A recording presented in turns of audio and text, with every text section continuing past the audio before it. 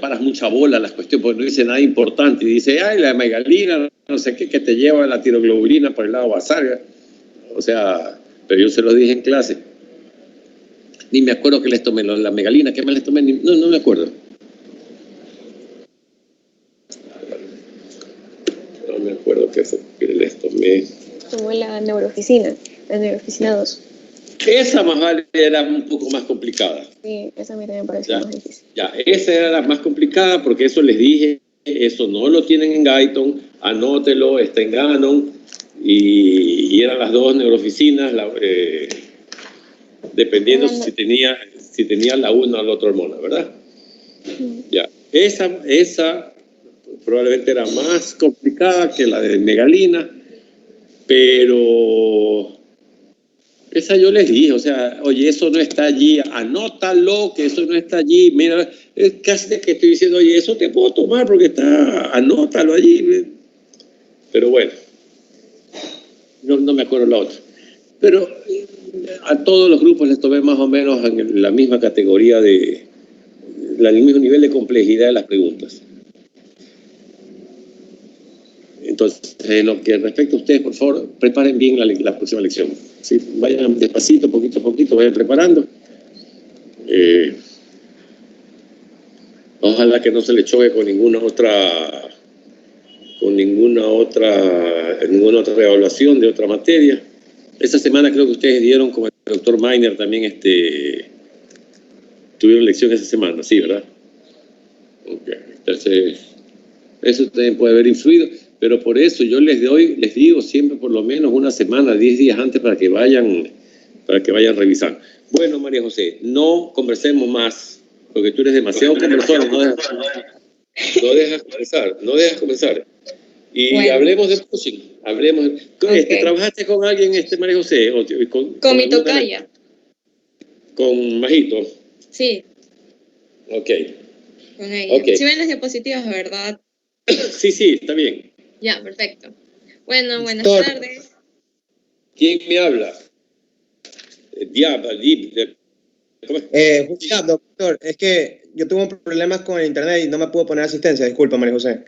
Tranquilo. Escúchame, Julio.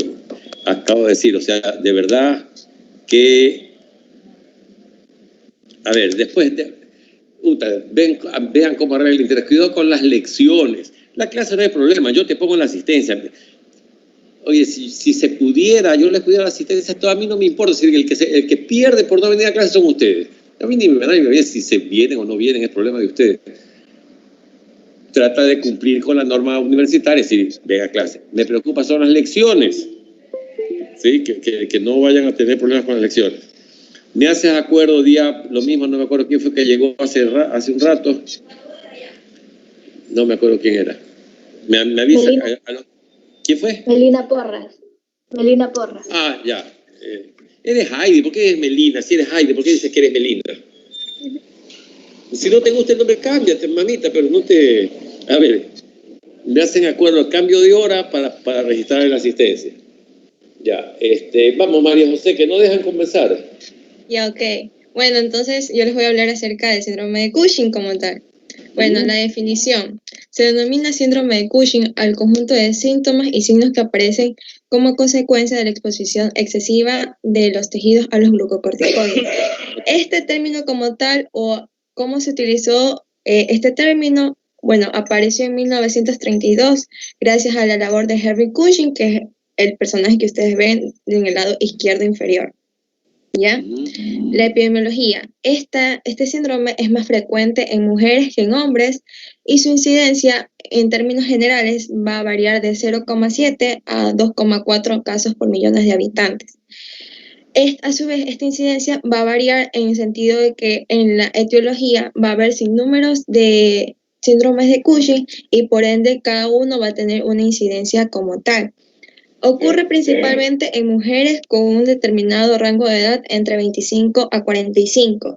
En este rango de edad se dice que su riesgo o su mayor factor está duplicado en 3 a 4 veces.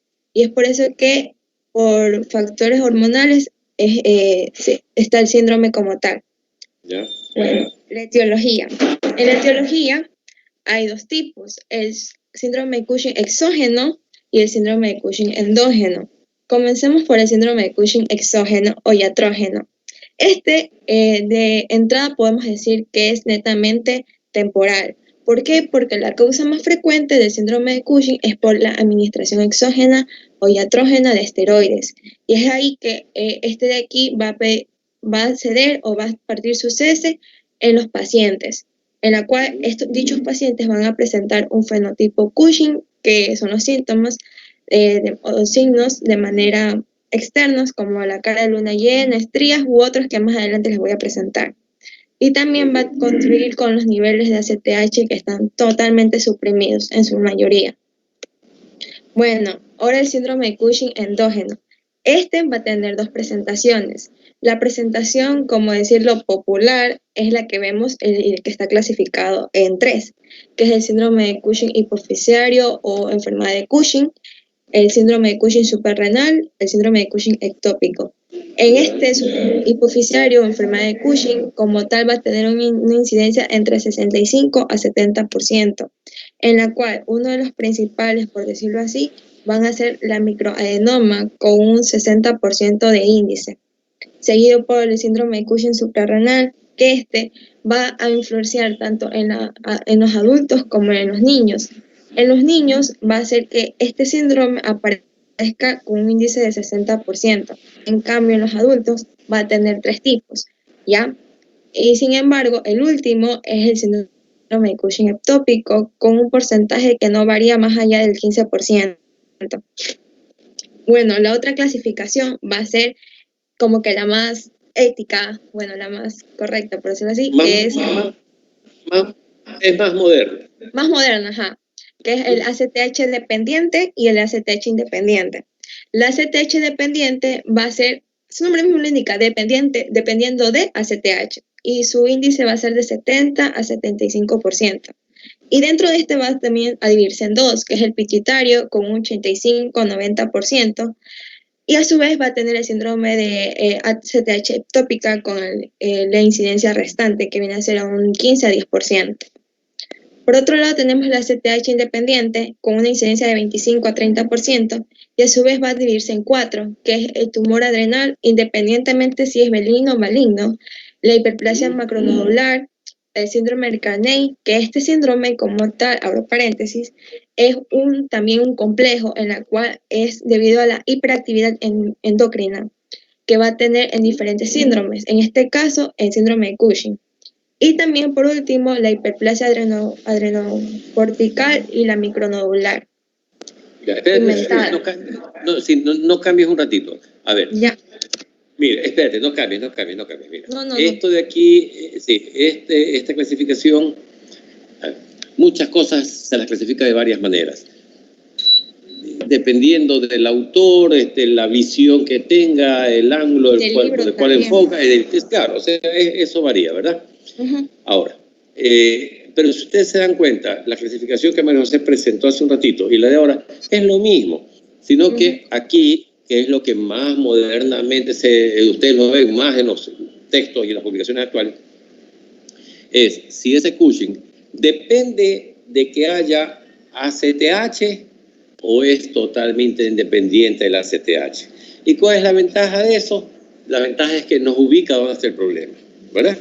Como decía María José, si yo tengo un Cushing que es ACTH dependiente, significa que por algún lado hay exceso de ACTH que me está haciendo trabajar de más a la suprarrenal. Y ese exceso de ACTH viene o porque tengo la adenohipófisis que está produciendo porque se volvió loca, o porque el hipotálamo está estimulando demasiado a esa adenohipófisis, o porque tengo una ACTH ectópica por algún lado que me está produciendo efectos sobre la suprarrenal. Entonces, ese trabajo excesivo de la suprarrenal es porque por algún lado hay ACTH de más. Directamente en la adenohipófisis, o el hipotálamo está estimulando demasiado la adenohipófisis, o tengo un tumor pulmonar o de algún lado que me está produciendo ACTH de alguna manera, ¿verdad? Así es. Y el otro es el ACTH independiente, o sea, es la suprarrenal es la que se volvió loca. la suprarrenal comienza a producir hormonas corticosuprarrenales porque le dio la gana. Entonces, es porque hay un tumor en la suprarrenal, porque hay una hiperplasia macro o micronodular en la suprarrenal, o hay una hiperplasia adrenocortical, pero el problema es en la suprarrenal. Entonces, antes, a lo que ahora le decimos ACTH dependiente, se le enfocaba como enfermedad de Cushing, y la que ahora le enfocamos como ACTH independiente, se la decía síndrome de Cushing. A la larga es lo mismo, pero esta que tiene ahorita allí proyectada María José me da una mejor idea de qué es lo que está pasando. Si es la suprarrenal la que comenzó a trabajar por gusto de más, o es porque esa suprarrenal está estimulada de alguna manera. Sigue, María José, que si no yo me robo la película. Ok, bueno, un poquito de la fisiopatología como tal. Bueno, aquí podemos ver un esquema en donde netamente vamos a ver que las neuronas de los núcleos paraventriculares del hipotálamo van a producir lo que denominamos CRH como respuesta a un estrés fisiológico. Por eso que decimos que cualquier causa de estrés va a producir una liberación excesiva de lo que viene a ser cortisol, ¿ya? Bueno, esos breves rasgos, pero así es más. Ya. El curso y pronóstico, pues el síndrome de Cushing no tratado es fatal desde el inicio. Bueno, toda enfermedad no tratada es fatal, pero en este caso, cuando hay un correcto tratamiento y ha sido eficiente y efectivo, los signos y los síntomas van a desaparecerse gradualmente en el transcurso de 2 a 12 meses. Sin embargo, también hay que recalcar que este síndrome de Cushing, en tanto el curso y el pronóstico, va a depender de enfermedades adyacentes que el paciente va a tener. Ejemplo, diabetes, hipertensión, etcétera, etcétera, etcétera. Ya. Manifestaciones. Bueno, comenzando desde la parte más visual, es la grasa corporal. Este va a tener desde el inicio una ganancia de peso. Su índice de masa corporal del paciente cuando va a tener síndrome de Cushing no va a ser el mismo cuando el paciente estaba totalmente normal, entre comillas. Es por eso que al paciente se le recomienda medirse el índice de masa corporal periódicamente. Y a partir de ello, una vez que el paciente ve que se está teniendo ganancia de peso, es donde nosotros como doctores inducimos que va a tener una obesidad central o semicríptica, en la cual va a corresponder el aumento de grasa en lo que es cara, cuello, tronco, tórax y abdomen, ¿ya? Y por ende van a tener lo que es acumulación de tejido adiposo, y es ahí donde interviene la cara redondeada o cara de luna, en donde va a tener una acumulación excesiva de lo que es tejido adiposo en lo que es la fosa temporal. Por otro lado, también va a tener lo que es el ensanchamiento de los vasos, y es ahí donde va a manifestar lo que es un poquito como colorante, como colorete, ya que va a tener en las mejillas, ¿ya? Por otro lado, el tejido adiposo en la nuca, o también llamado cuello de búfalo, se va a tener almacenamiento excesivo de tejido adiposo en lo que es en la fosa supraescapular, y es ahí donde se forma dicha manifestación. Bueno, otro es el sistema cardiovascular. En resumen, podemos decir que es por la retención de sodio que va a tener el paciente, y es ahí donde va a tener el paciente hipertensión, hipotasemia, edema y arteriosclerosis. Cabe recalcar que la arteriosclerosis no viene sola, viene ¿por qué? Por la obesidad que previamente presentó el paciente y el aumento del índice de masa corporal. Es ahí que también el doctor le dice al paciente que tiene que dejar lo que es la vida sedentaria, ya que muchas veces el paciente, por el edema que va a tener en sus miembros inferiores, como podemos ver en la imagen del lado izquierdo, se le va a dificultar lo que es el movimiento, como ya dije, en las extremidades inferiores, y es ahí cuando el paciente se vuelve netamente inactivo y se va a atrofiar, ¿ya? En lo que es sistema nervioso central, el 70% de los pacientes van a presentar los siguientes síntomas, los cuales irritabilidad, depresión, labilidad emocional, defectos cognitivos y psicosis paranoides, pero va a representar netamente el 30%, ya que es netamente los casos graves y exageradamente graves. debido a que el encéfalo se va a reducir de manera significante y es ahí cuando el paciente va a tener lo que es la desmotivación y va a sentir una tristeza absoluta. Sin embargo, la depresión va a intervenir de manera estrecha en lo que es un examen de laboratorio que más adelante les voy a explicar. Bueno, sistema tegumentario. En este, el paciente va a tener lo que es, en resumen, una rubicundez facial, piel delgada y brillante, hematomas faciales, estrías amplias y púrpuras, y muchas veces son rojizas, acné, hirsutismo e hiperpigmentación de los nudillos. Todo esto se basa en el estiramiento que va a tener el paciente en su piel, porque va a tener un cúmulo o el índice de masa corporal va a hacer que el paciente va a tener que acoplarse al mismo y por ende va a tener que ensancharse. Por eso que ahí aparecen las estrías. Y la hiperpigmentación de los nudillos es debido al aumento o el exceso de que va a tener de melanina en esa zona. ¿Puedes poner la lámina anterior un ratito? Es que no sé, pero ahí. Sí, esa de allí. En la primera imagen, donde dice estrías rojo-vinosas, no sé si me parece como que parece que fuera mujer, ¿no, verdad? Sí. Ajá. Sí. Pero como que tiene un poquito de bigote, un poquito de barba, ¿verdad? Sí. Es que ¿sí? el mismo síndrome va a hacer que se vaya a ver una hiperactividad gonadal y por ende va a haber como que ese andrógeno y por ende las mujeres van a tener como el crecimiento del vello a nivel facial, ¿ya? Okay. Eso se llama hirsutismo, que no es lo mismo que hipertricosis. Ya. La cosa es hipertricosis. Anoten para que busquen diferencia entre hirsutismo e hipertricosis. Miren que yo les digo. Ok, vamos con el sistema osteomuscular. Ya. En este lo vamos a dividir en dos partes. La primera parte es la osteopenia, osteoporosis y la disminución de crecimiento lineal en los niños. La osteopenia y la osteoclorosis es debido al exceso de glucocorticoides que va a tener el paciente y a su vez a la disminución de calcio y de potasio que el mismo va a tener. Y por ende no va a haber lo que es la osteogenia. Ya. Por eso el doctor le dice al paciente que tiene que consumir frutos o alimentos que contengan altos niveles de potasio, como en este caso el guineo, pero no en exceso. Ya. Por otro lado tenemos debilidad, dolores articulares y miopatía proximal.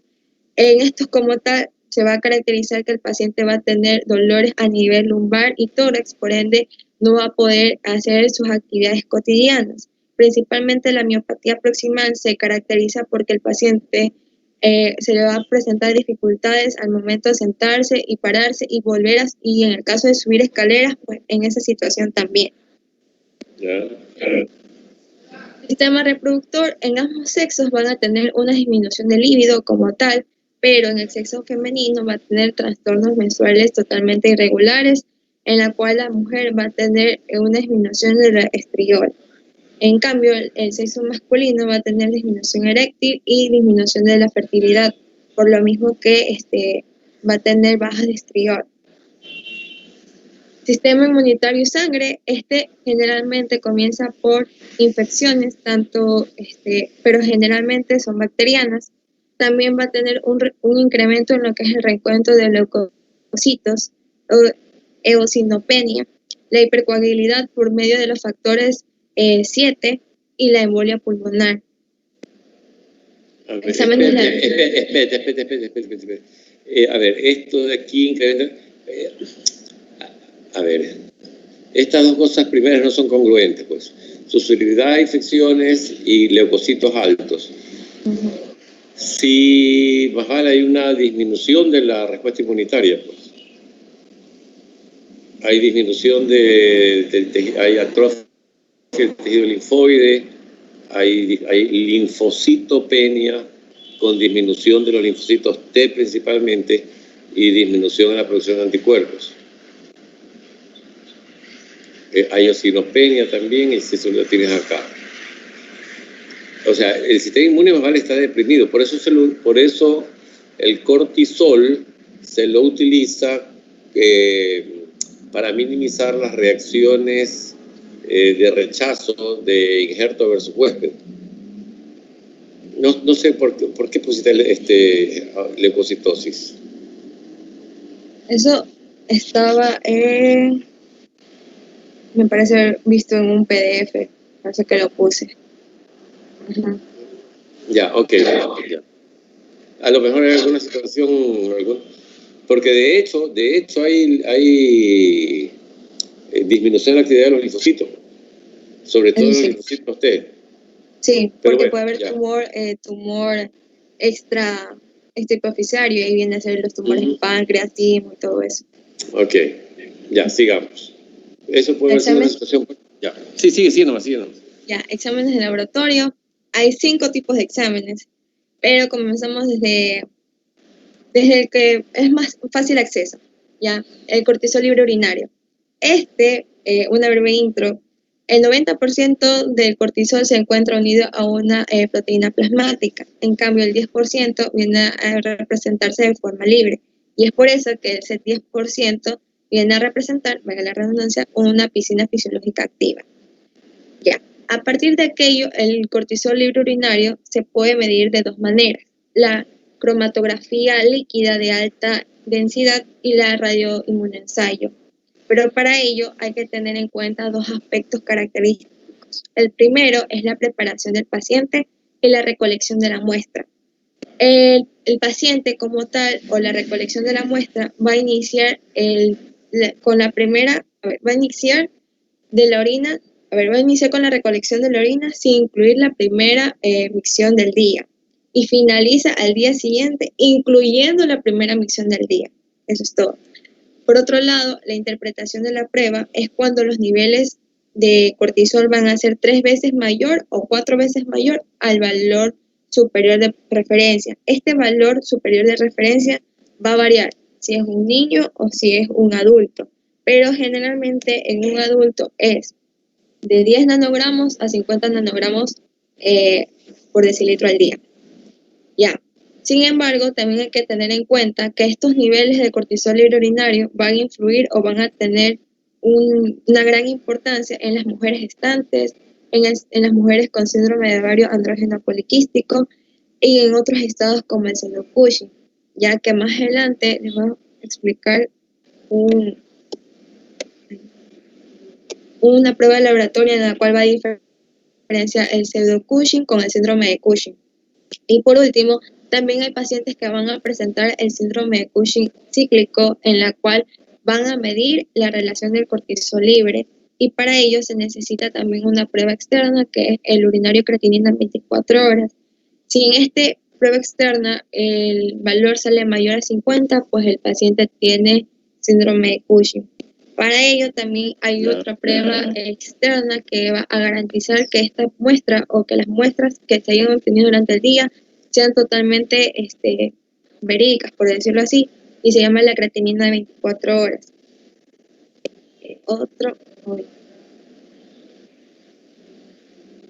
Ratito, ¿qué pasó?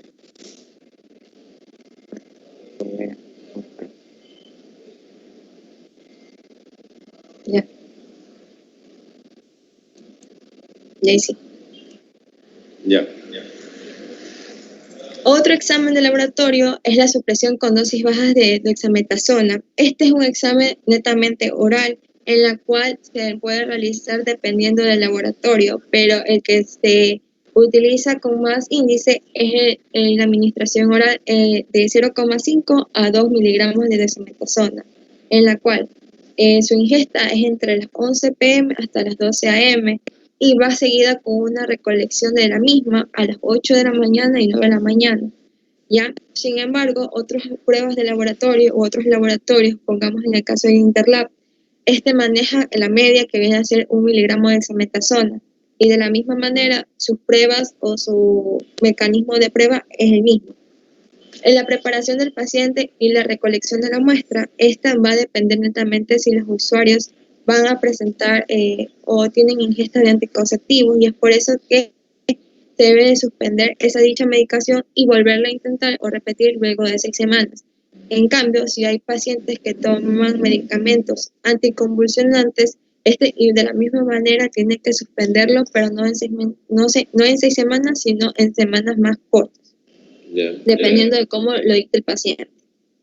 En la interpretación de la prueba, esta te dice que el cortisol en la mañana de más de 1,8 nanogramos sobre decilitro o mayor a 10 nanogramos sobre decilitro en orina, es muy sugestivo que el paciente tenga síndrome de Cushing. En esta prueba, es decir, su valor de referencia va a tener que ser menor a 1,8.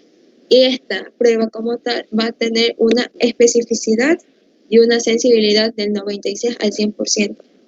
Ya por otro lado, como les dije, se utiliza una prueba de 2 miligramos, en el caso de que el paciente o en el caso de que el doctor mande el examen con 2 miligramos de dexametasona, esta se debe realizar en 2 días y dándole al paciente una media de 0,5 nanogramos, miligramos de dexametasona cada 6 horas. Y de la misma manera, comienza a las 11 p.m. hasta las 12 y su recolección de la muestra es a las 8 a 9 de la mañana. Ya. Okay. Cortisol sérico a las 11 p.m. Ya. Este examen valora la normalidad del ritmo circadiano del cortisol. ¿Por qué? Porque hay pacientes que netamente, personas normales, comunes y corrientes, su ritmo circadiano se maneja paulatinamente, pero en pacientes que tienen síndrome de Cushing es totalmente lo adverso, tienen un ritmo circadiano totalmente desordenado. Ya, entonces, a partir de aquello, cuando un paciente en la medianoche va a tener un índice por mayor de 1,8 nanogramos sobre decilitro, es decir, va a tener una sensibilidad cercana al 100% que este mismo tenga síndrome de Cushing. También va a tener los mismos parámetros para los otros dos exámenes previamente, cuáles son la preparación del paciente y la recolección de la muestra y la interpretación de la prueba. La preparación del paciente se requiere que el paciente esté hospitalizado 48 horas aproximadamente, si el paciente desea más, mejor.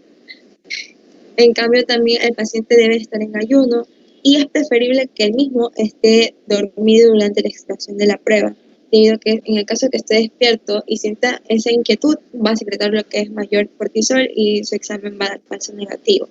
Aunque este examen también puede dar falsos negativos en pacientes que tienen malabsorción y enfermedades relacionadas con metabolismo basal. Ya. Y la interpretación de la prueba va a tener un rango de referencia en la cual el paciente no debe pasar a mayor de 8,3 nanogramos sobre decilitro, y si este pasa en un paciente despierto va a tener síndrome de Cushing. Bueno, en esta gráfica, no sé si ven mi mouse. Bueno. Sí se ve. ¿Sí se ve? Sí, se ve. Sí. Vamos a tener 2 ejes. El eje horizontal, que es el factor tiempo. ¿Y por qué el factor tiempo? Por el ritmo circadiano. Y el eje vertical, que es los rangos de referencia en el cortisol. Ajá. Bueno, en las 9 de la mañana, como les dije, siempre generalmente, por no decir la mayoría de las veces, el rango en que se toma la muestra es de 8 a 9. Por eso que aquí su rango de referencia comienza a partir de las 9. Los 3 pacientes, tanto el paciente normal como el paciente que ya está diagnosticado con Cushing, así mismo como el paciente que tiene CTH tópico, van a tener un elevado índice de cortisol, casi del 21 al 28 nanogramos sobre decilitro. Pero si nos damos cuenta, el paciente normal va a tener un descenso relativamente significativo, tanto es así que llega a 7,7. Y es ahí cuando varios autores dicen que la media también puede ser 7,5 nanogramos de decilitro, pero en el día, no en la noche. En la noche tiene que ser menor a 1,8. Ya. Entonces, me fue el mouse. Bueno, entonces, si nos damos cuenta, este también, a lo que llega a los 7 nanogramos sobre decilitro, también tiene un breve ascenso. Y hay un breve descenso. Pero a comparación de este descenso marcado de los otros 2 pacientes, los otros 2 pacientes están marcados netamente en 6 o llegando a 6. En cambio, este llega a 5. ¿Por qué? Porque la actividad como que trata de disminuir para así tener un leve aumento, y es por eso que al golpe de 6 de la tarde tiene un breve aumento, pero este breve aumento va a decaer en lo absoluto hasta llegar a menor a 1,8, y es ahí cuando sale totalmente negativa la prueba. Pero en cambio, en estos dos pacientes van a tener su prueba o a medida que pase el día totalmente elevada, o sea, no va a bajar de 21 y si baja a 21 no, ese es su rango, no va a ir más allá, ¿ya? Necesito que se quedó parado esto.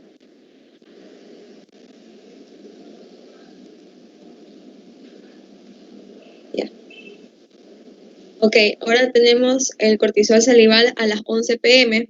Este también va a tener su referencia con el cortisol de la prueba anterior.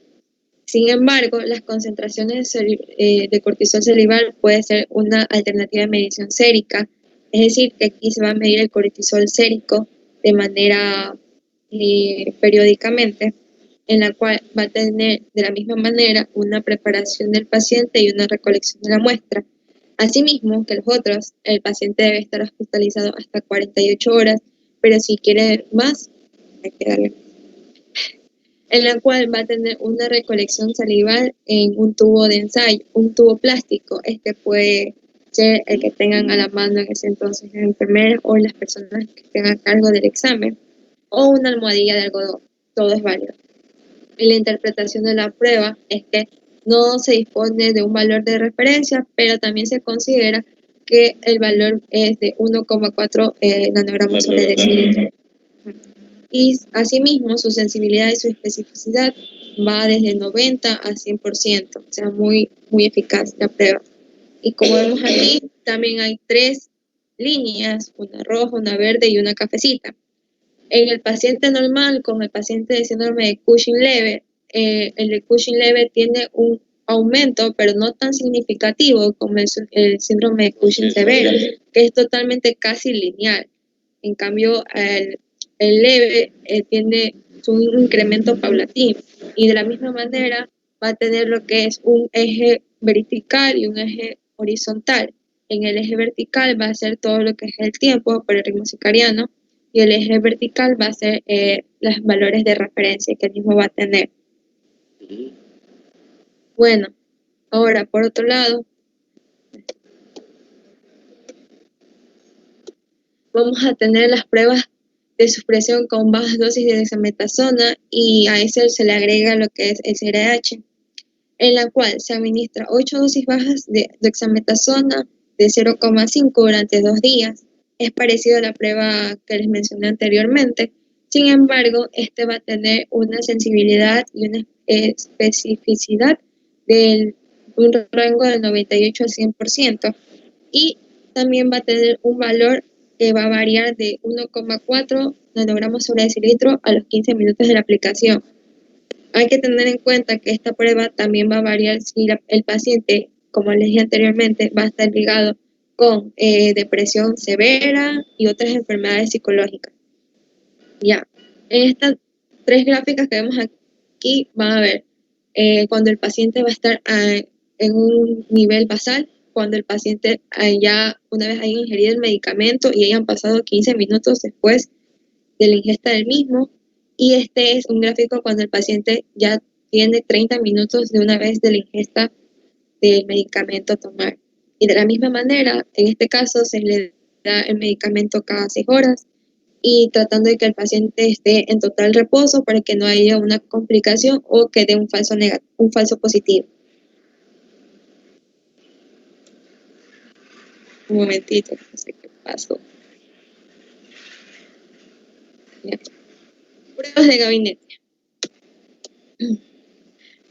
En las pruebas de gabinete vamos a tener la resonancia magnética de entrada, ya sea esta con contraste o sin contraste. El punto es ver dónde está el adenoma. En este caso, comenzamos desde un adenoma hipoficiario, en la cual su longitud o su diámetro no debe pasar más allá de 5 milímetros.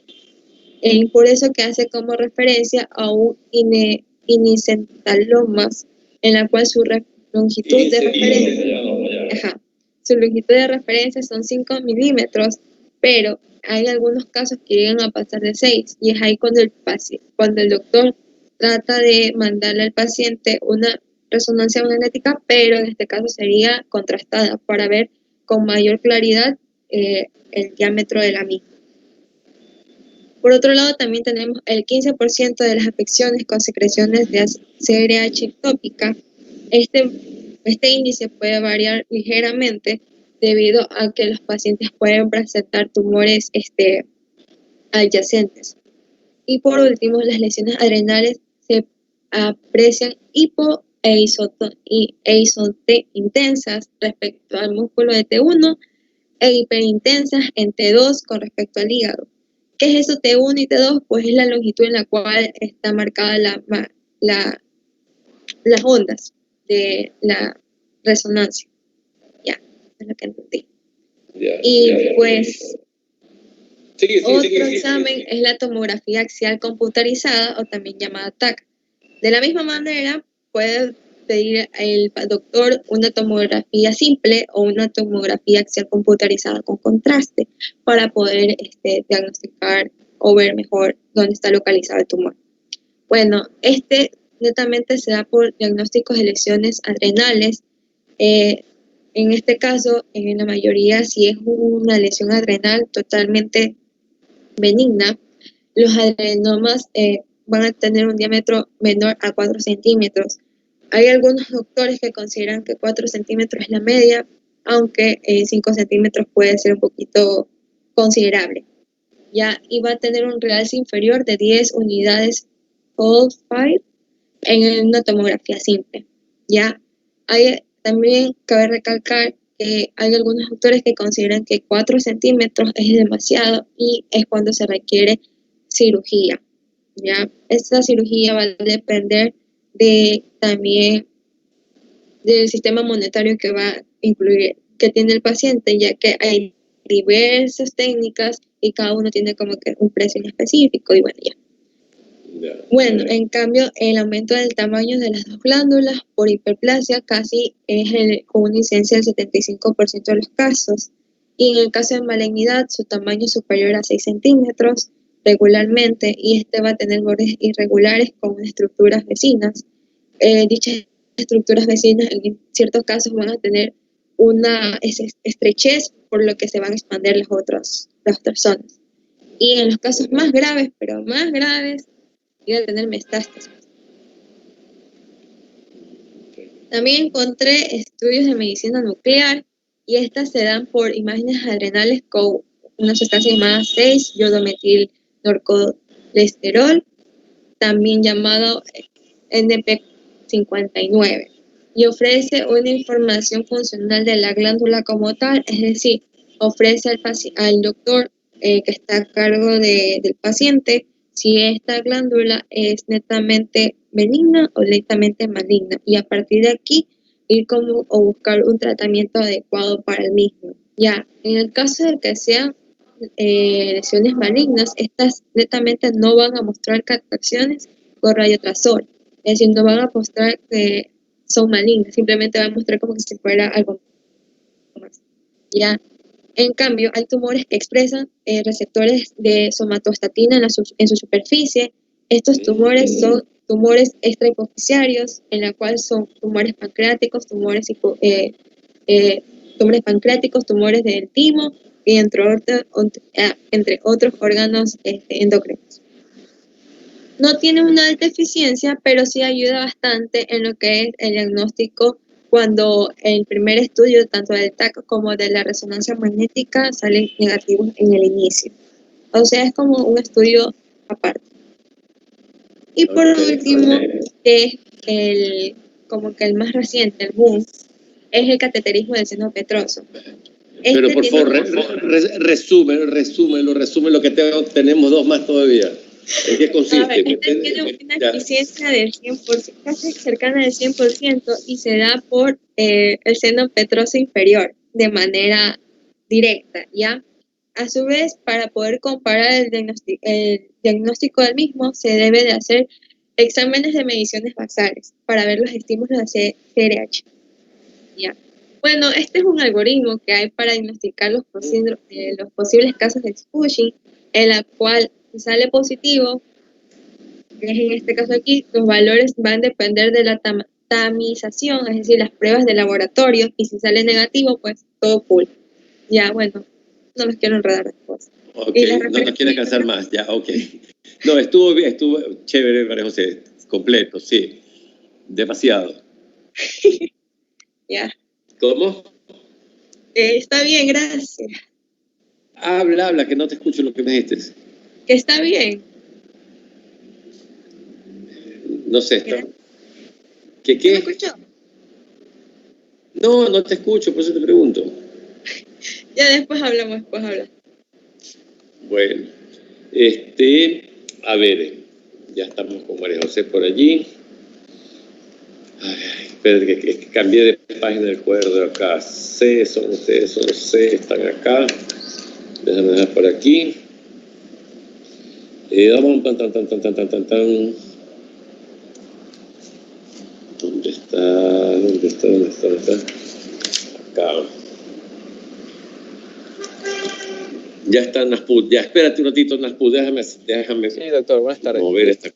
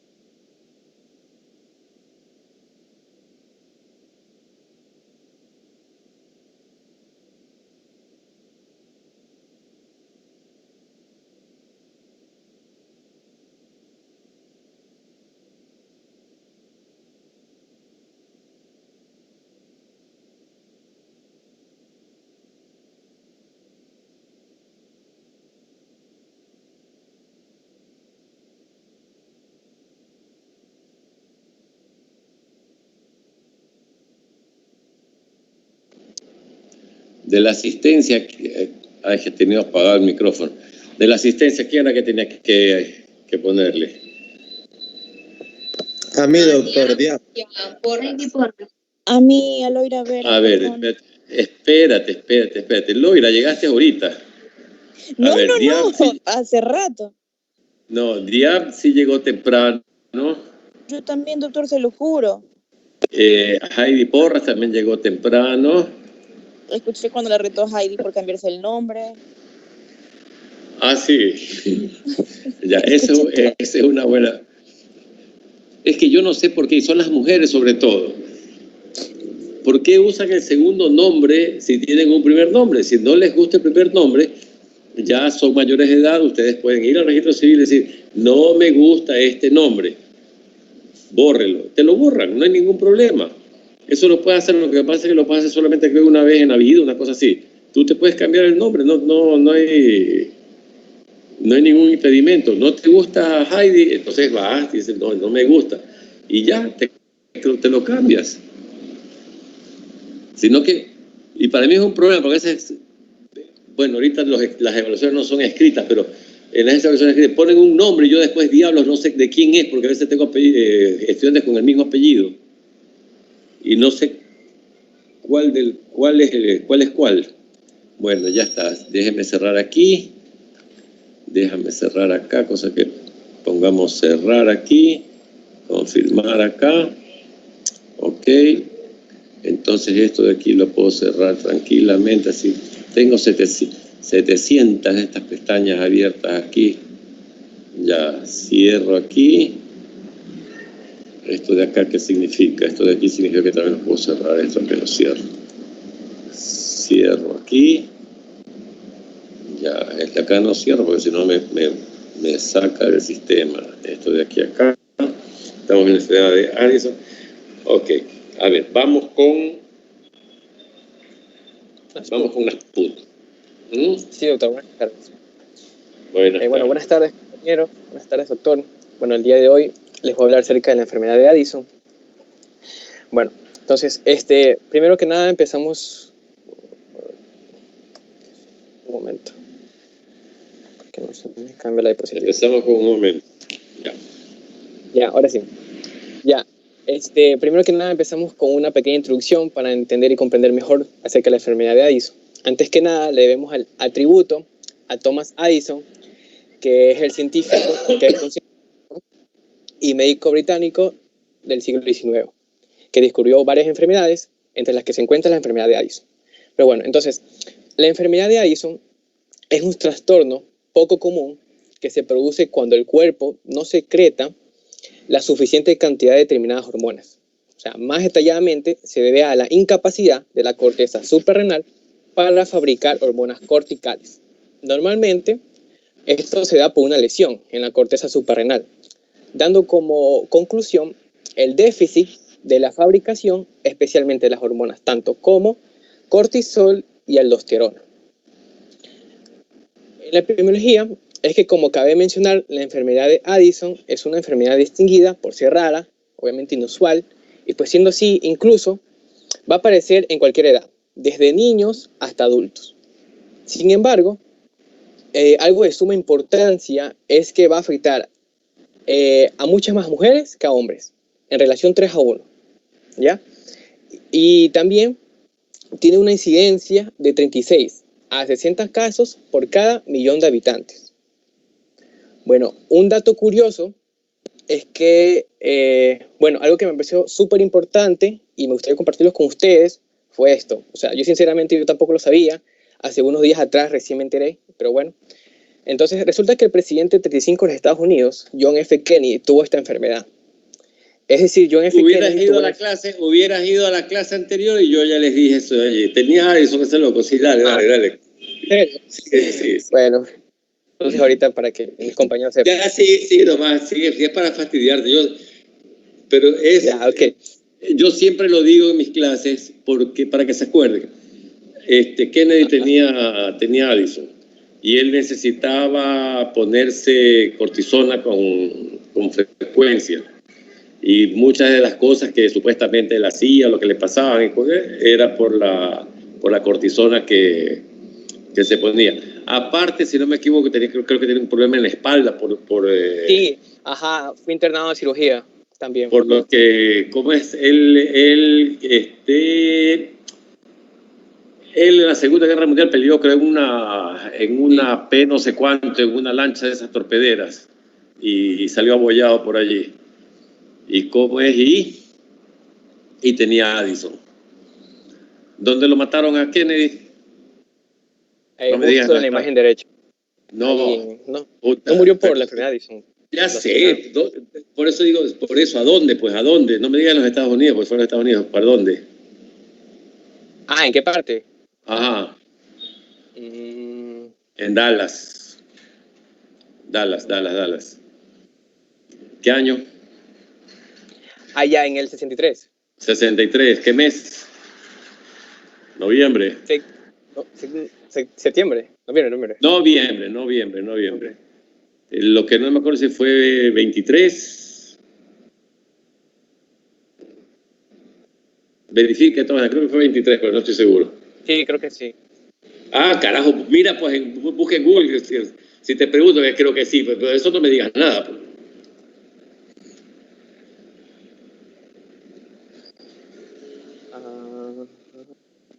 Es que no me acuerdo, creo que fue 23 de noviembre, no estoy seguro. Fue el...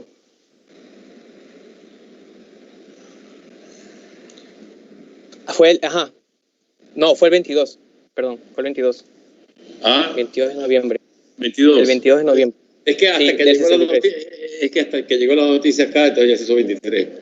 Ya, yo me acordaba que era 22, 23 por ahí. ¿Quién lo mató? Fue un ex marín de los Estados Unidos. ¿Quién? No digo qué era. El nombre. Lee Harvey Oswald. Lee Harvey Oswald. ¿Y qué le pasó a Oswald? Lo asesinaron. ¿Quién? El FBI. No, Jack Ruby. ¿Y quién era Jack Ruby? ¿Él era agente del FBI? No, no era agente del FBI. Era el dueño de un nightclub. O sea, ahí hay un poco de cosas, ahí hay una conspiración ahí para... Pero bueno, ¿y quién asumió la presidencia de los Estados Unidos cuando murió Kennedy? Lyndon Johnson. Lyndon B. Johnson.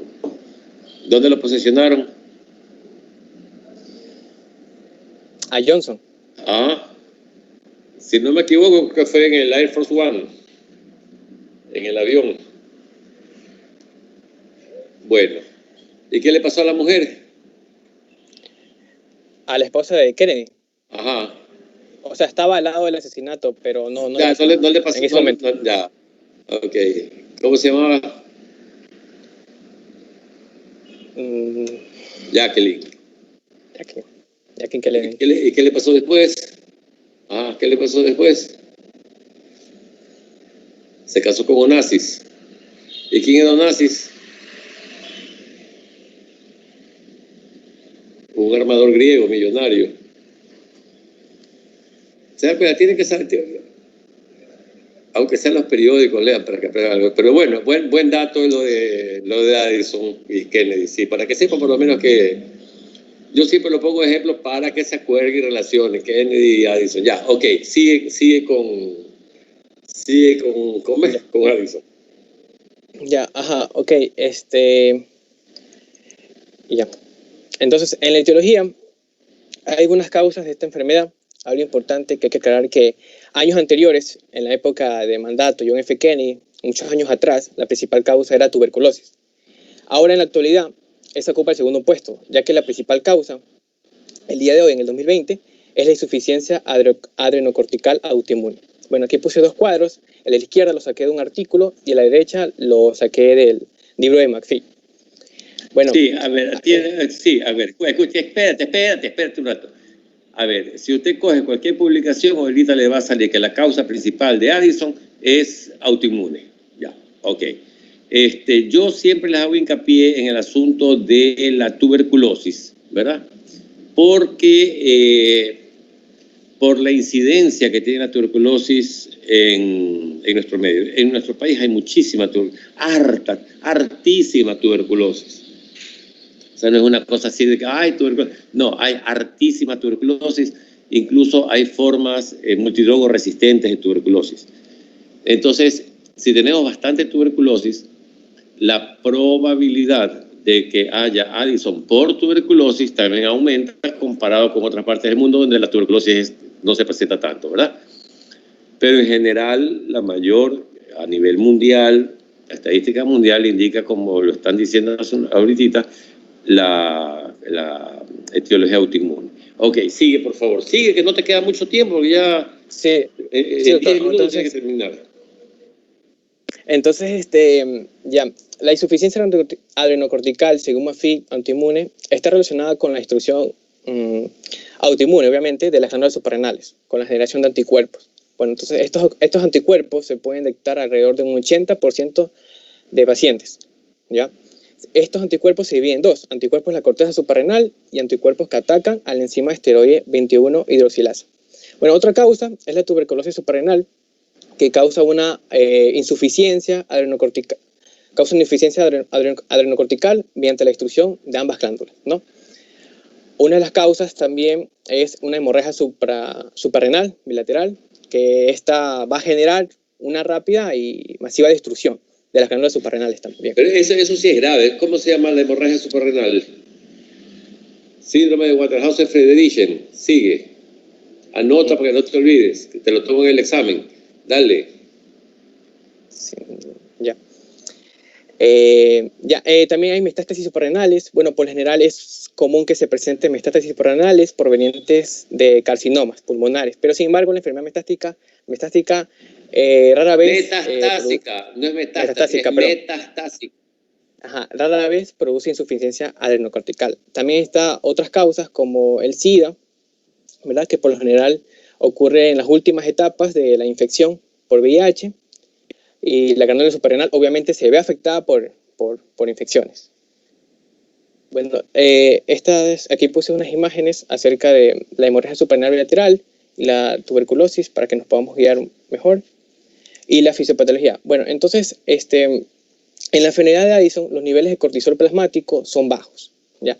Y por ende, el efecto de la SRH, ya, sobre la hipófisis anterior, en tal caso de una retroalimentación negativa, al momento de inhibirla no sucede como tal. Lo que ocasiona es un aumento de la secreción de ACTH.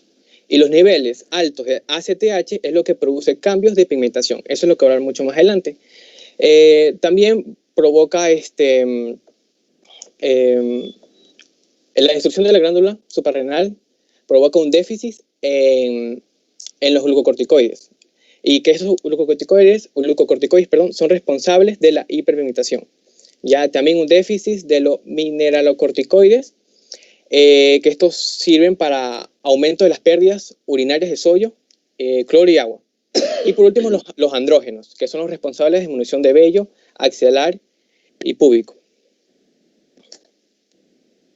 Bueno, el cruce de pronóstico es que, primeramente, cuando el paciente se le diagnostica, la enfermedad se encuentra obviamente en una etapa inicial, ya asintomática, con pruebas hormonales normales en algunos casos, pero bueno, posteriormente a esta etapa, existe una etapa en la cual se presenta síntomas únicamente bajo estrés. Después de esto, pasa a una etapa final, donde se producen otros cambios metabólicos como la disminución de cortisol, ¿ya? Y después, ya dentro de la evolución de la enfermedad, mucho más después, con estas últimas alteraciones, ya el paciente cursa con síntomas severos de insuficiencia adrenal. ¿Ya? Pero bueno, con el correcto tratamiento, muchas de las personas pueden llevar una vida normal, a diferencia de tiempos pasados. Bueno, el tratamiento, existen dos tipos de fármacos que en condiciones normales, pues como ya sabemos, la concentración máxima de cortisol se secreta durante la mañana y la concentración mínima durante la noche. Entonces, en consecuencia, la hidrocortisona, que es idéntica al cortisol, debe administrarse más en la mañana que en la noche. Ya. Y el otro fármaco es la fludrocortisona, ya que reemplaza para reponer a la aldosterona. Ya las manifestaciones clínicas es que, hablando acerca del sistema tegumentario, que nos va a dar la hiperpigmentación generalizada, es la principal característica para nosotros distinguir esta enfermedad, la enfermedad de Addison. ¿Ya? Bueno, como ya mencioné, existe como tal una hipersecreción de la hipófisis de ACTH, ¿ya? Puede presentar una variedad de cambios en la pigmentación, esta secreción, ¿ya? Ocurriendo una hiperpigmentación generalizada, también puede haber aumento de la pigmentación en los labios, oye, pero, pezones. Vamos, adelante. Es que te repites mucho las mismas cosas, oye, ya, hiperpigmentación en los labios, ¿y? Ya. Sigue.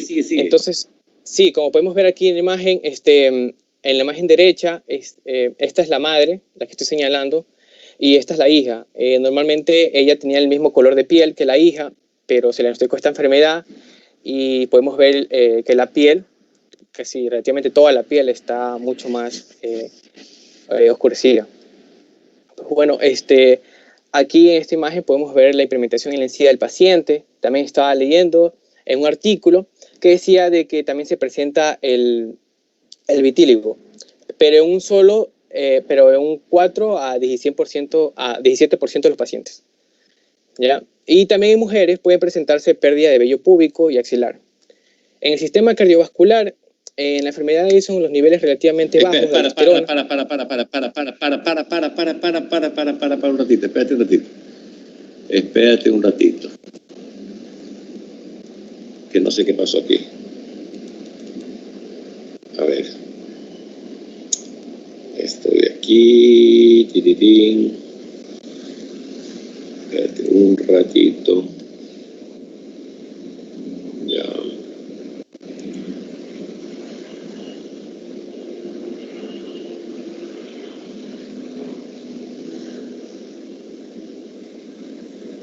Que no sé qué diablos pasó aquí, pero bueno. A ver, espérate un segundito.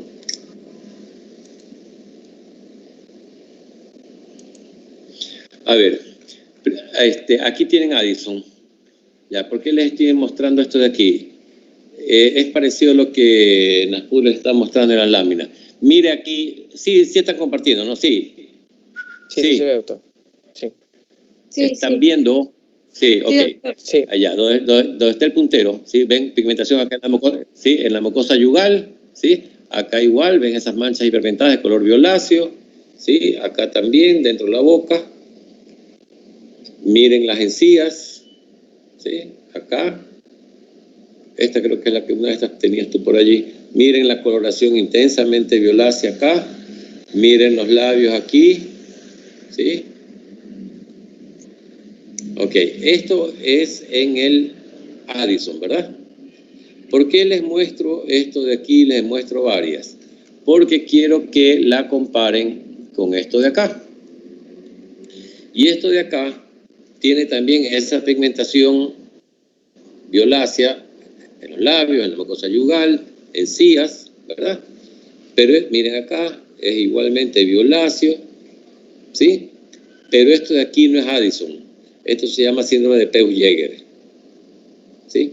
Que es una enfermedad genética que asocia esta pigmentación con pólipos intestinales que a veces pueden volver neoplásicos, ¿verdad? Entonces tienen ustedes allí esa pigmentación. Se las muestro ¿por qué? Porque deben hacer la diferencia con miren, con el Addison, ¿verdad? Y este de acá es síndrome de Peutz-Jeghers, que es otra cosa totalmente diferente. Es otra entidad clínica, pero se las muestro para que vean que la situación es similar, es por otras razones, ¿verdad? ¿Sí? Pero puede confundirse.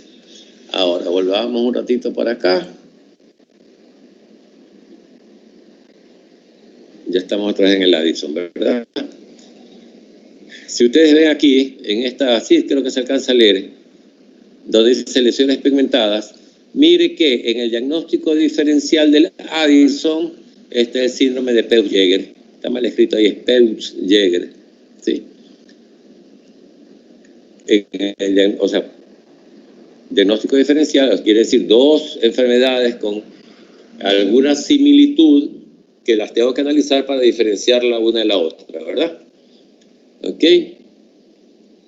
A ver, voy un poquito rápido para enseñarles otra cosa. Acá tienen pigmentación en los puntos de apoyo, que es otro sitio donde se pigmenta la piel, en los codos, por ejemplo, en las rodillas, por ejemplo, ¿verdad? En las escápulas, déjenme ver por acá. Acá, miren, los pliegues de la piel está más pigmentado. Sí ve que está más negrito, ¿no? Acá tienen, ya, atienda esto. ¿Sí ve esto de aquí? ¿Sí ve? Sí, Sí, doctor. ¿La ve o doctor. no ve? ¿Le ve el ojo? ¿No? ¿Sí le ve el Sí. ojo? Sí. Sí. Ok. Ya, no se olvide de eso. Pero déjeme borrar el Peutz-Jeghers y déjeme poner otra cosa. Chuta madre.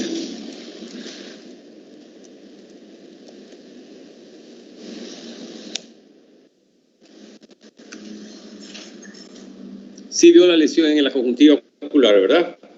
¿Sí la vio? Sí. Sí, doctor. Ok. Ahora mire esto de acá. ¿Sí? ¿Sí? ¿Sí ve? Se parece, ¿no es verdad? Pero esto de aquí no es lo mismo. Esto de aquí es un nevo de Ota. Nevo de Ota. ¿Sí? Que se diferencia del nevo de Ito por la localización de la mancha cutánea.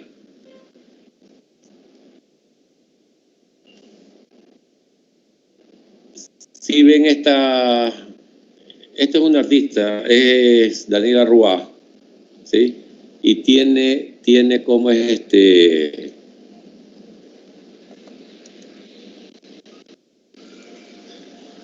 no sé si le ven aquí, si ven en este ojo es de diferente color que el ojo de acá, y aquí tiene una mancha oscura.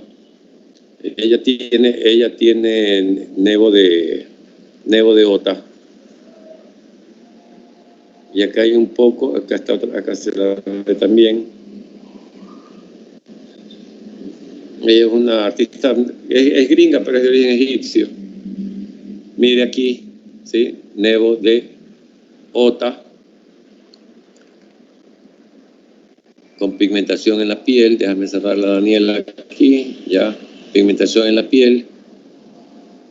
El nevo de Ito es parecido. Déjeme ponérselo para que lo diferencie. Pero el nevo de Ito es diferente la localización cutánea de la lesión.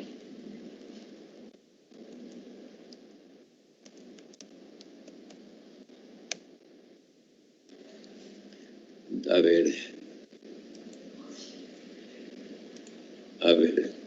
Si ven que es parecido a lo que vimos hace un rato, ¿sí? Tiene la pigmentación melánica, tiene aquí, ¿verdad?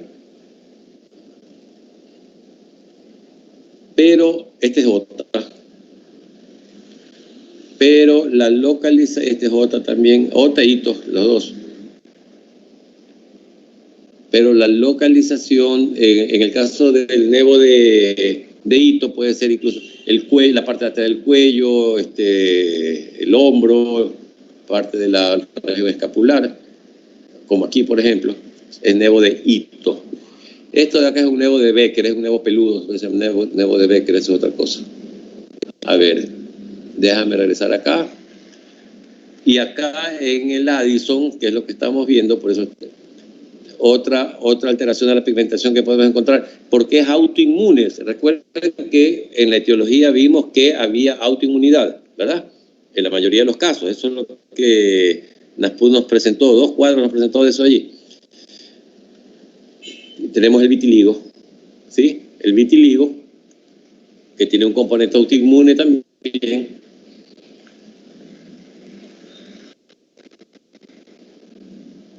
Déjame ver, por aquí había...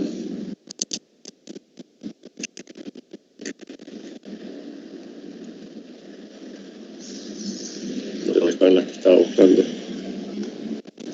El vitiligo generalmente se presenta en las regiones acrales, como ustedes ven aquí, o periorificial, ojos, nariz, boca, o en región genital. Esas son las localizaciones principales de las lesiones del vitiligo, que es una despigmentación, o sea, aquí hay pérdida del color.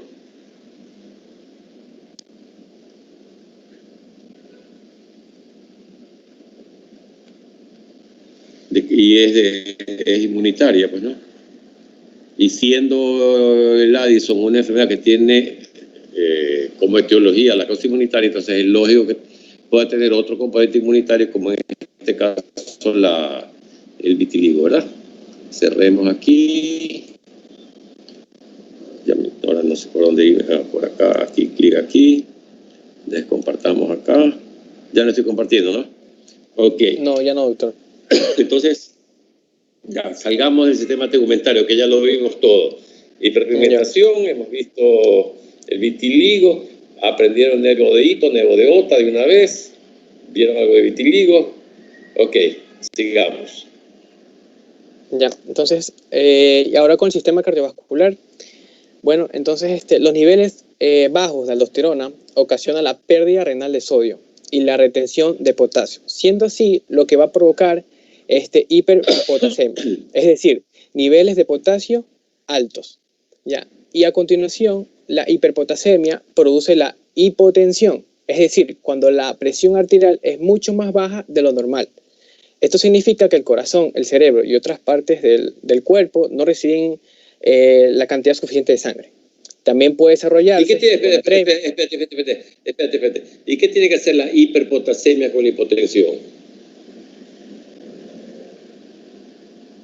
Por la baja por la gran cantidad de potasio. ¿Pero qué tiene que hacer? Pues, o sea, no... Provoca hipotensión. A ver, en el Addison, ¿qué tenemos? Tenemos una insuficiencia, ¿verdad? Los niveles de aldosterona, ¿cómo están? ¿Altos o bajos? Aldosterona, bajos. Aldosterona bajo, ¿verdad? ¿Qué hace la aldosterona? Resorbe sodio, secreta potasio. Si no tengo aldosterona, no resorbo sodio, ¿verdad? ¿Sí? No secreto potasio. En consecuencia, tengo poco potasio, tengo hiponatremia y tengo hiperpotasemia. Entonces, si tengo hiponatremia, entonces también tengo poco agua, pues. Entonces tengo poco volumen. Tengo poco volumen plasmático, tengo poco sodio y eso me produce hipotensión. O sea, la hipotensión está condicionada a que tengo hiponatremia y a que tengo poca retención de agua. Entonces por eso tengo hipotensión, no por la hiperpotasemia. Ya, dale, sigue. Por la hiponatremia. Ok, listo. En el sistema nervioso central... No sé si se entendió lo que dije. Sí, se entendió, sí entendí. Sí. En el sistema nervioso central, las consecuencias de la insuficiencia adrenocortical para el sistema nervioso central son específicamente cambios en la personalidad, irritabilidad, incapacidad para concentrarse, las personas van a estar distraídas, aumento en la sensibilidad de los estímulos olfatorios, y no solamente olfatorios, sino que también gustativos. En el sistema digestivo, el sistema digestivo por lo general, la deficiencia de cortisol crea una falta de apetito, náuseas, vómitos, también pérdida de peso, y aunque la diarrea es menos frecuente, igual se presenta. En el sistema osteomuscular, la disminución de cortisol puede presentarse por difusión de la glándula suprarrenal, que puede ser debido a la inflamación, cualquier cosa, que ya mencioné anteriormente, o un tumor también. Pero cuando ocurre todo esto, ya no se trata la cantidad necesaria de cortisol, ya no se secreta, la cantidad necesaria de cortisol, produciendo en nuestro cuerpo cansancio y hasta incluso la debilidad muscular. En los exámenes de laboratorio, las pruebas de laboratorio que deben comenzar con concentraciones sanguíneas de cortisol y ACTH. ¿Ya? El aumento, aquí tengo tres pruebas, el estudio del ACTH, el cortisol y la prueba de estimulación con ACTH. Pero la primera es la ACTH plasmática. ¿Ya? Cuando el valor, este examen se hace en ayuna, en las mañanas, ¿ya? Cuando el valor está de más, un nivel superior a 50 pg mililitros, ¿ya? Y cuando el cortisol está menor a 5 msg decilitros, ya la persona como tal se le diagnostica la enfermedad de Addison. Hay otra prueba que es la prueba de estimulación con ACTH.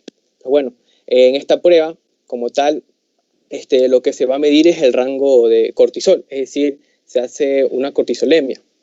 Se mide el nivel de cortisol en sangre, ¿ya? Esto se administra una inyección que tiene algunas versiones dependiendo del método de laboratorio, pero típicamente el valor está normalmente en una persona, el valor tiene que estar por arriba de los 20 msg decilitros. Si está por debajo, la persona se diagnostica la enfermedad de Addison, como podemos ver aquí, 15-18 msg decilitros, ya por lo general la persona tiene enfermedad de Addison. En los exámenes de gabinete podemos encontrar una hemorragia suprarrenal por tomografía axial, Una de las causas es hemorragia. Aquí vemos una tomografía suprarrenal en un adenomas, específicamente suprarrenal izquierdo. Las bibliografías, me basé más en McPhee, el libro McPhee. Ok. Y gracias. ¿Con quién trabajaste? ¿O trabajaste solo? Trabajé con Mario C. Cueva y José Andrés Jara. También fue estudiante suyo, pero no estaba en la lista de los... Jara. José Andrés Jara, sí. También fue estudiante suyo. Sí, yo sé. Fue buen alumno. Ok. Los dos me ayudaron bastante. ¿Qué? Que los dos me ayudaron. Sí. Tienes un problema de exposición, Naspudo. O sea, el contenido es bueno, pero le das tanta vuelta al asunto que terminas enredando y no precisas. Es un problema al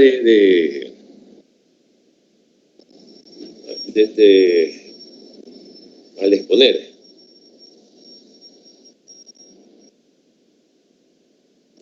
Caramba, quiero arreglar esta vaina, ¿no?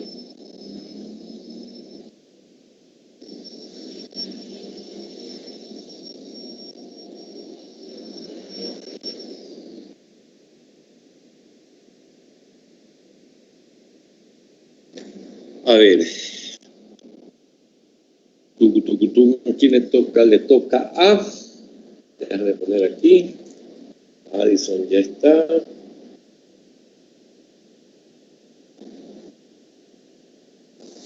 Me toca a mí, a Fajardo.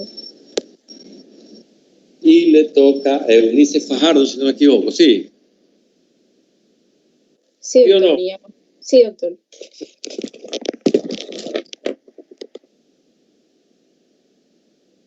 A ver, Eunice, tienes 20 minutos para hablar de si te alcanza el tiempo.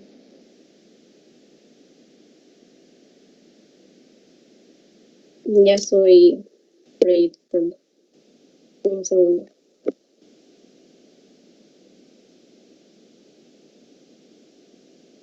Cuando tú quieras, comienza nomás.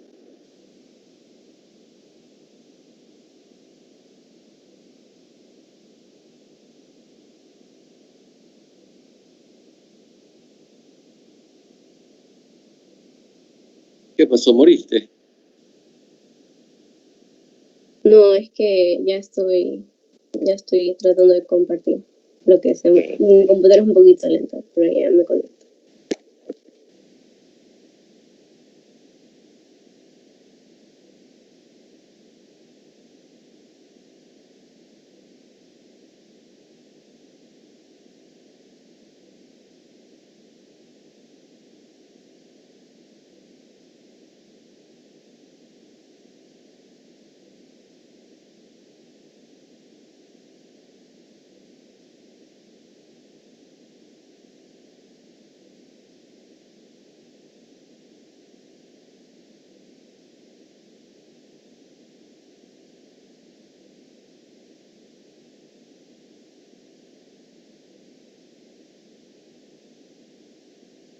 Se puede ver la pantalla.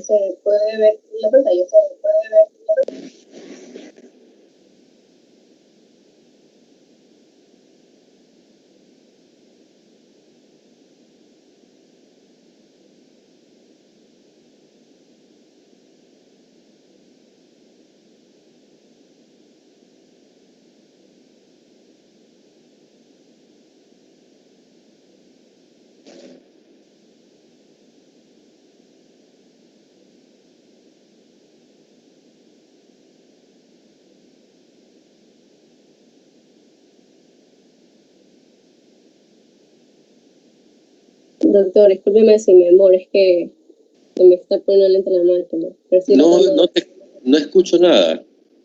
que perdóneme si me demoro, es que estoy tratando de verlo más rápido, solo que se me pone un poquito lenta la máquina. Pero ya voy a hacerlo flash.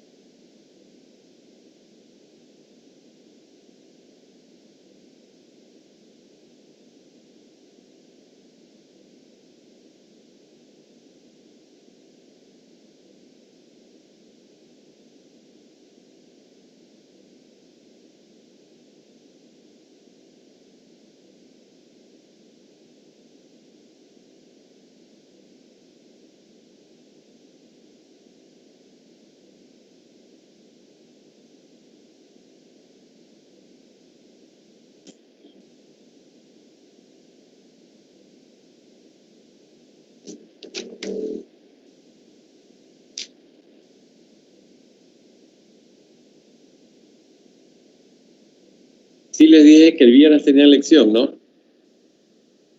Sí, el viernes 21. Ajá. Eunice, pásame las diapositivas para proyectarte. Ya, yo les estoy proyectando. No sé si se puede ver en la pantalla.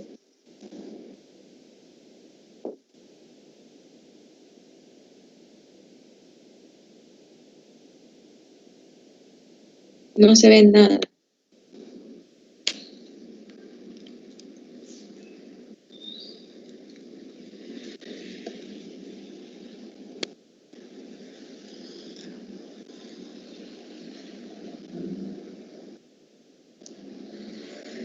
¿Se puede observar? No. Yo no veo por lo menos. Te veo a ti nomás. No, ya, yo activo la cámara, es que...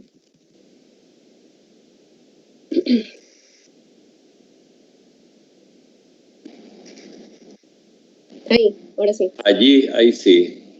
ahora sí. Pero comenzó por aparato urinario, comenzó esta cosa. Perdón, ahora sí. Ya. Entonces, yo les voy a hablar acerca del síndrome de Cohn. A ver, déjenme sacar esta parte.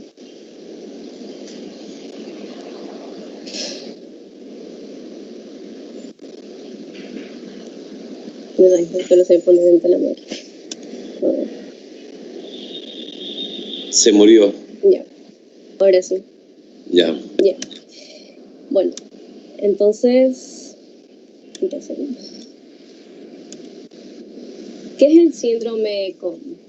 El síndrome de Cohn es un trastorno que se caracteriza por hipersecreción de aldosterona, que va a ser relativamente independiente del sistema renina-angiotensina. Y qué bueno que no se inhibe después de cargar con sodio. En el túbulo renal distal, la aldosterona va a aumentar la resorción de sodio y agua también. Entonces se va a eliminar potasio y también hidrogeniones. El exceso lleva al desarrollo de la hipertensión arterial. Va a ser también la causa más común de hipertensión arterial de origen endocrino. Y la segunda, más prevalente, de hipertensión arterial curable. Su prevalencia va a ser del 10% cuando se evalúan pacientes consecutivos con hipertensión. Sin embargo, la prevalencia aumenta al 30% cuando se utiliza la relación aldosterona-renina como método de detección, en este caso de la técnica general. Mientras tanto, el adenoma con aldosterona va a estar presente en un 50 a un 60%. Y el resto, que es hiperplasia suprarrenal idiopática o bilateral. Entonces, su incidencia va a ser en la población hipertensa del 0.5%. Si en este caso solo se evaluaran pacientes con hipopotasemia espontánea, y de 5% o más si se practica esta prueba en población hipertensa seleccionada.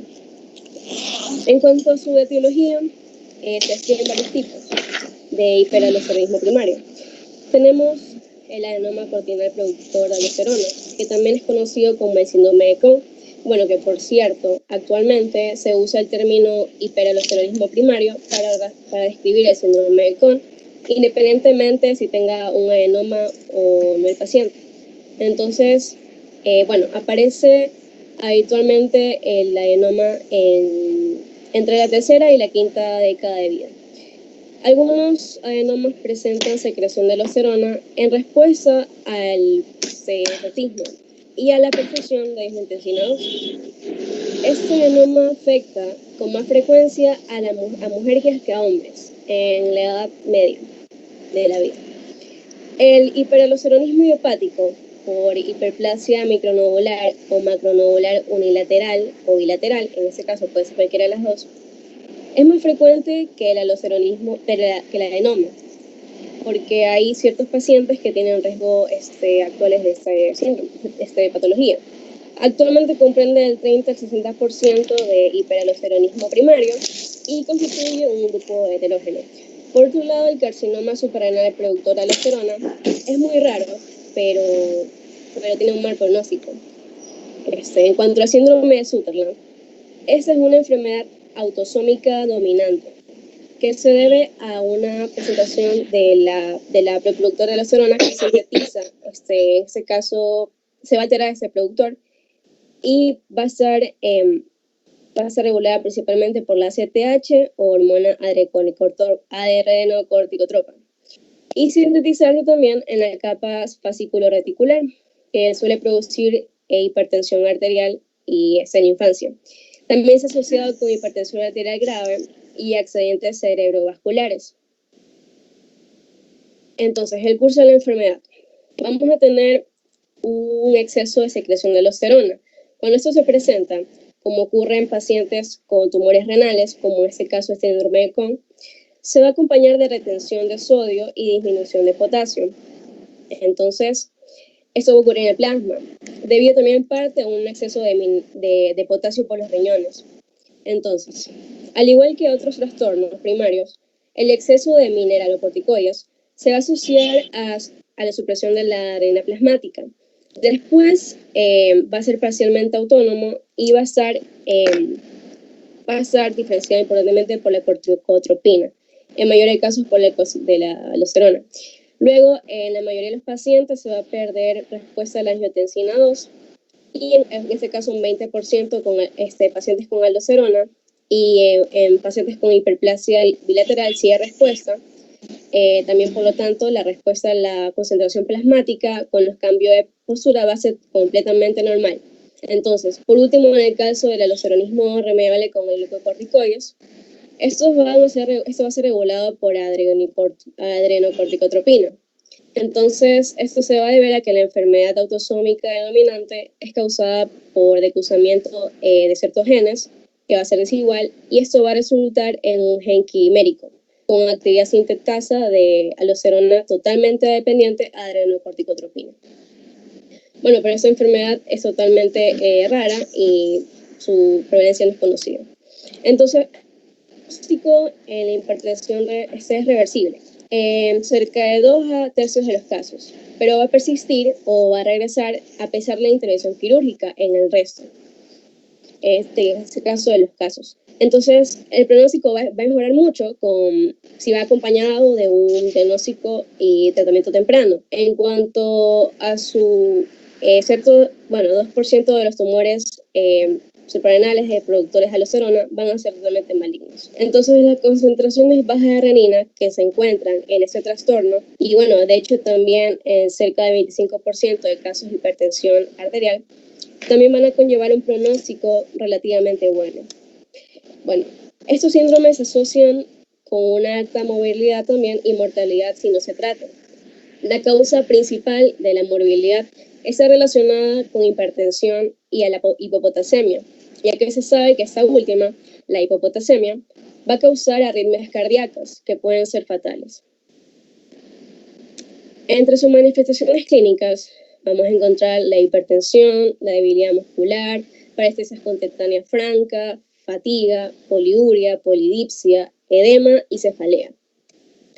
Entonces, la hipertensión arterial. En esta manifestación va a ocurrir que la reabsorción aumentada de sodio a nivel tubular y la expansión de volumen van a ser la causa principalmente de esta manifestación.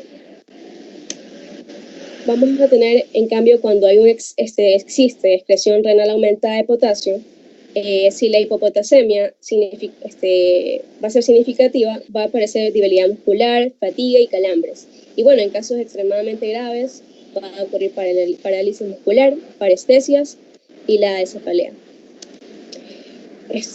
Pero la parestesia y la cefalea van a formar parte de otro sistema. Entonces, la depresión de potasio va a producir un defecto de concentración renal que puede causar poliuria y polidipsia. En este caso sería la diabetes insípida nefrogénica. Si hablamos que hay de una hipopotasemia mantenida, esta va a producir cambios electrocardiográficos con ondas prominentes y prolongación de la... ¿Está diciendo algo? ¿Cómo dices? ¿Está diciendo algo? ¿Está qué? No, perdón, sigo, continúo. Bueno, entonces va a también producir arritmias cardíacas. Como manifestación no existe edema, ese caso va a ser ese fenómeno de escape, pero es característico que no se presente edema, a menos que haya insuficiencia cardíaca, congestiva o algunas nefropatías. Entonces, bueno, algo breve del sistema renina-angiotensina-aldosterona es que primero vamos a encontrar en el angiotensinógeno que va a ser principalmente el precursor de todos los péptidos de angiotensina y se va a sintetizar principalmente en el hígado. Entonces se va a fragmentar y específicamente en la circulación por acción de la renina, que se va a secretar a la luz de las arterias deferentes renales por las células yuxaglomerulares. Entonces, la renina se rompe 4 aminoácidos de la angiotensinógeno, como vemos aquí, y va a formar la angiotensina 1.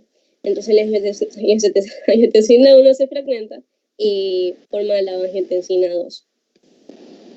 Entonces, bueno, mediante una enzima en este caso, para que así se forme la angiotensina.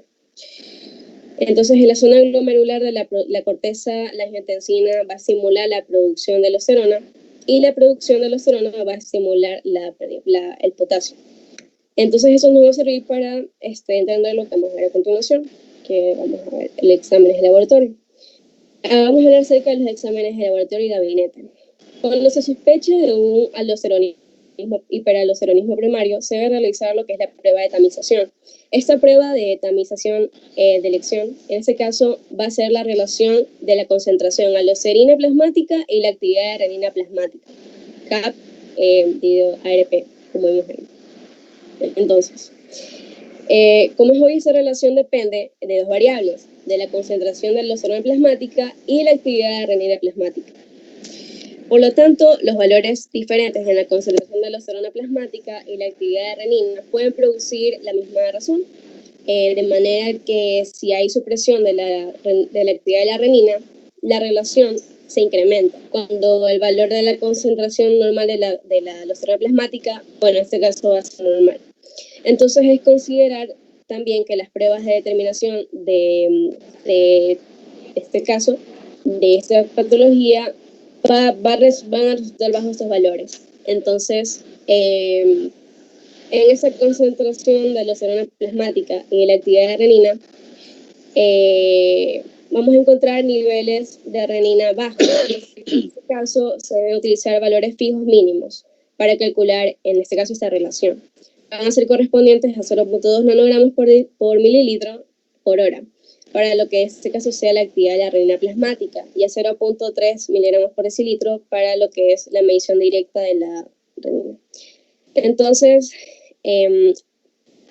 para que haya una combinación en estos aumentos de la aldosterona plasmática y la renina, vamos a encontrar que la renina sea mayor a 25 con una concentración de aldosterona plasmática que sea mayor a 416 o 15 nanogramos por decilitro, y una actividad de renina plasmática que sea menor a 1 gramo por decilitro.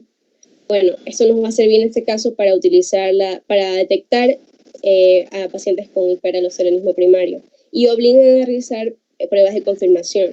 Entonces, si la prueba de tamización es positiva y vamos a tener que realizar una prueba de confirmación, el propósito de esta prueba va a ser demostrar un exceso en la prueba de secreción de aldosterona, en este caso que sea autónoma de esa relación, y por lo que va a ser dependiente también de la concentración de angiotensina.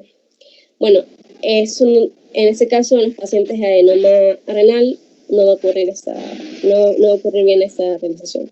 Entonces, vamos a tener también las pruebas de cargas orales de sodio, que en este caso esta prueba tiene resultados inconsistentes por la pobre estandarización y la poca realización del protocolo. En este caso, cuando la hipertensión arterial está controlada y en caso de que la hipocalemia esté presente y haya sido corregida, los pacientes reciben por 3 días 10 gramos de cloruro de sodio diarios. Debido a que ese alto aporte de sal puede incrementar la caliuresis y producir hipocalemia. Entonces los divenas de potasio se deben, en este caso, estudiar, tratar, y eso en cuanto a eso. Entonces, vamos a tener la prueba de infusión de solución salina. En este caso, para esta prueba vamos a tener que administrar tras un ayuno nocturno y con paciente en decúbito suprino 500 mililitros por hora de una solución salina isotónica durante 4 horas.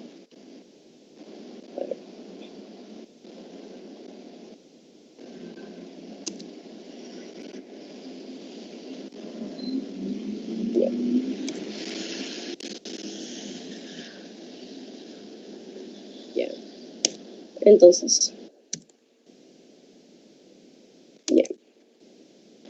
bueno, vamos a tener en este caso también que la presión arterial, en la prueba de infusión y la frecuencia cardíaca también se deben monitorizar estrechamente. Y los niveles de aldosterona plasmática en individuos normales descienden por debajo de 5 nanogramos por decilitro. Eso se me olvidó decir. Y por su parte, la mayoría de los pacientes que van a presentar esta síndrome de Cohn mantienen niveles mayores a 10 nanogramos por decilitro. Y algunos, con hiperaldosteronismo idiopático pueden presentar cifras entre 5 nanogramos de 10 a 10 nanogramos por decilitro. La prueba de supresión con fluorocortisona va a ser una prueba alternativa a la declaración salina y va a ser más clara y compleja también. La concentración de aldosterona plasmática se va a medir en condiciones basales y después de 4 días de administración de fluorocortisona. La fluorocortisona se usa para ayudar a controlar la cantidad de sodio y los líquidos en el cuerpo. Y se usa para tratar enfermedades como el Addison, como enfermedades que pierden cantidades excesivas de sodio. Y va a funcionar al disminuir la cantidad de sodio, como que se pierde en este caso. Y la prueba con captropil se determina la concentración de aldosterona plasmática y la actividad renina plasmática antes y 90 a 120 minutos después de la administración de 25 miligramos a 50 miligramos de captropil por vía oral. Entonces, la respuesta normal es una disminución de la concentración de aldosterona y un incremento en la actividad de renina, mientras que en el hiperaldosteronismo no se van a modificar ninguna de las dos. Y los trabajos recientes muestran que en esta prueba una sensibilidad van a mostrar una sensibilidad y especificidad semejantes a la de difusión salina, por lo que el paciente va a tener una dieta rica en sodio. Entonces, por último, la prueba de infusión de solución salina. Esta debe realizarse tras la confirmación, está acá. Perdón. Acá, la tomografía, la TC. Entonces, esta debe realizarse tras la confirmación bioquímica para poder descartar un carcinoma suprarrenal, que es muy raro, pero también se hace. Entonces, los adenomas unilaterales o bilaterales, en este caso, presentan lo que es el adenoma, van a ser de tamaño pequeño, puede ser menor a 2 centímetros, y a veces no se visualizan, de hecho, en la tomografía. Además, es muy frecuente que presencia de adenomas en la suprarrenal, sobre todo en personas mayores de 40 años, a veces sea necesario una realización de cateterismo, que es la que tenemos a la derecha. Entonces, en el caso del cateterismo de las venas suprarrenales, esto se va a tratar, en este caso, de un mejor diagnóstico, pero va a ser invasivo. Algunos médicos recomiendan su realización si el paciente sea un candidato a cirugía. Y con este caso, con objetivo a no intervenir pacientes con enfermedad unilateral que no van a ser visibles en la tomografía. Y su tratamiento de elección va a ser farmacológico. Otros, sin embargo, que es invasivo, van a reservar el cateterismo para lesiones menores a 1 centímetro. Entonces, para sujetos que en este caso sean mayores a 40 años, en los que la prevalencia de edema suprarrenal no sea funcional y sea elevada, en este caso va a ser de elección esta prueba, el cateterismo en este caso para la lesión. Entonces, en esta imagen B, el cateterismo, podemos ver un cateterismo súper selectivo de la vena suprarrenal, derecha, decía ahí. En el extremo del catéter vamos a ver que tras ser impulsado selectivamente, va a acumular va a acumular un tipo de daño en la suprarrenal, en la vena suprarrenal, en la vena adrenal. Entonces, eso es todo. Gracias. Ok. Bueno. A ver. Cercado, ¿estás allí? Sí, doctor. Coméntame, ¿qué te pareció la exposición de tu compañera? ¿Tipo calificación o cómo? No, ¿qué te pareció? Yo califico. ¿Qué te Entonces, pareció? me pareció muy bueno, la verdad, o sea, completa. Y estuvo rápido, supongo, por lo del tiempo. Ajá. Ok. ¿Entendiste todo entonces? O sea, no al 100%, pero eso se repasa. Ok.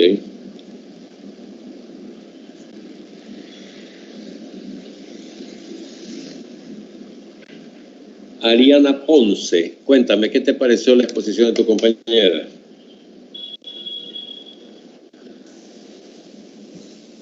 Buenas tardes, doctor. Me Hola. pareció bueno, la Recién, verdad. sí te pareció bueno, porque me parece que recién te estás despertando del sueño que te has pegado. No. No, ok. A ver, ¿dónde estábamos por aquí? ¿Trabajaste con alguien en UNICE? ¿Alguien te revisó tu trabajo? ¿O te hiciste doctor, solita? Sí, ¿Con doctor, quién le pedí hiciste? ayuda a María José Cuevas. Ella me Ajá. guió con los libros para leer. Pero tú le devolviste al trabajo para que ella te revisara lo que estaba bien, lo que estaba mal. ¿Ah? ¿Mandé? ¿Tú le devolviste a ella algún documento con tu trabajo para que te revisara lo que estaba bien, lo que estaba mal? No, porque supongo que con lo que está en el libro, porque Ya. no está en el libro. Ok. Pero podría mandárselo si gusta. No, era de que se lo mandaras antes, pues.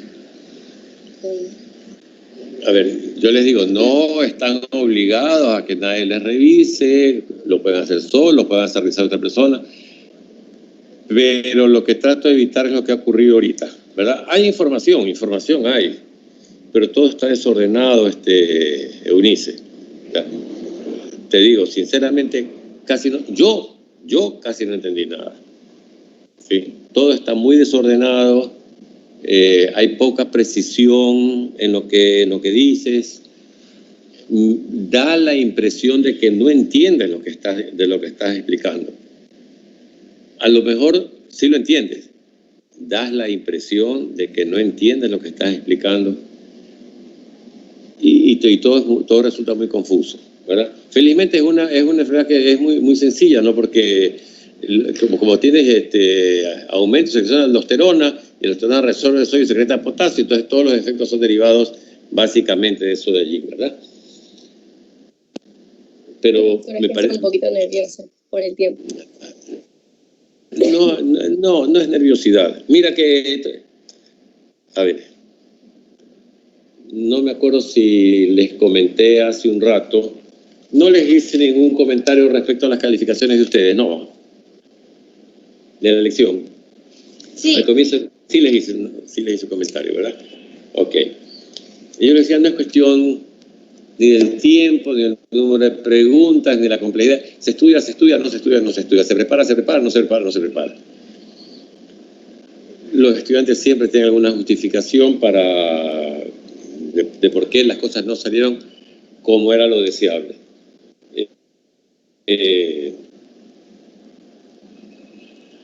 Y yo creo que ha pasado lo mismo acá. O sea,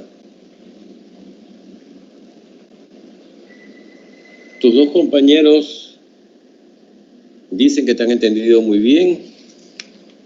Eso implica que te aprecian mucho. De verdad que te quieren. Y no es que yo no te quiera, pero yo no te entendí casi nada y no me gustó tu exposición. Realmente no me gustó. Muy enredada, poco precisa. No es que no preparaste, sí preparaste. No la perfeccionaste, no la aclaraste, hay mucha información confusa y enredada, que es lo que no necesitamos. O sea, lo que necesitamos es que la información llegue lo más depurada, lo más precisa para tratar de entenderlo. Bueno, sirve para la próxima vez que tengas que presentar algo, tómate más tiempo, revisa mejor la información. Yo creo que lo has hecho muy apresuradamente, creo que lo has hecho a última hora, has tratado de hacer alguna cosa y entonces no quedó claro. Ok, el día cuando tengo clase con ustedes, ¿qué día tengo clase con ustedes? El viernes. Viernes, ¿verdad? El viernes tenemos que ver hormonas sexuales femeninas. Por favor, lean. Yo voy a tratar de terminar este capítulo el día viernes. Entonces vengan leyendo. De esta manera que puedo tomar por ahí una leccioncita que otra. Y si vienen leyendo, eso va a facilitar mucho la clase. Gran parte de lo que está allí en ese capítulo, ustedes ya deben de haberlo visto en embriología. En embriología ven toda la cuestión, la gametogénesis, la hemogénesis y toda esa cuestión, ¿verdad? Sí vieron eso en primer semestre, sí. Y muchas páginas de ese capítulo se refieren a eso. Entonces péguele una leída. Lea, porque voy a tomar lección. Lea y cómo es y vaya preparándose para la lección del próximo día viernes. Bueno, ¿qué otra cosa? Yo creo que nada más por el momento. Pero que no tengan una... vamos a alcanzar Tiene... a hablar en todos, ¿verdad? ¿Quién está hablando? Melanie, ¿Quién? habla, doctor. Melanie